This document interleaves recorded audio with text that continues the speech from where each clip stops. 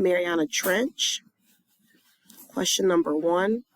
The passage says that if Mount Everest were placed in the Challenger Deep, its peak would be underwater.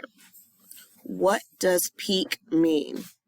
A, top, B, size, C, shape, D, weight. Which point is best supported by the information about anglerfish and flashlight fish? A, special instruments allow humans to study the deep sea.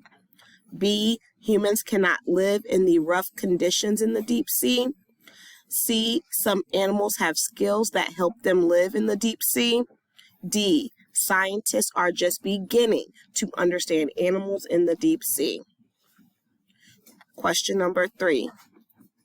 The Challenger Deep is the deepest point in the Mariana Trench. How did the Challenger Deep get its name? A, it was named after the British Royal Navy ship sent to measure the ocean's depths. B, its name comes from a machine whose weights extend to the bottom of the ocean. C, its name is related to a type of echo sounder that sends sound waves to the sea floor. D, it was named after the scientist who discovered that water near the Mariana Islands was very deep. 4.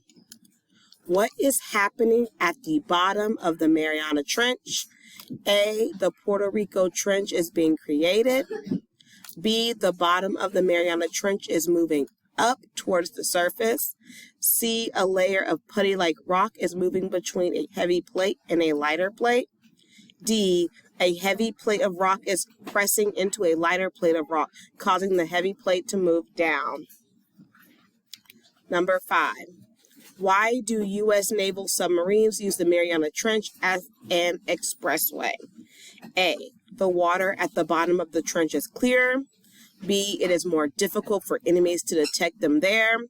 C, the area provides a safe place away from harmful forces of nature. D, the Navy has mapped the entire trench and is familiar with the entire sea.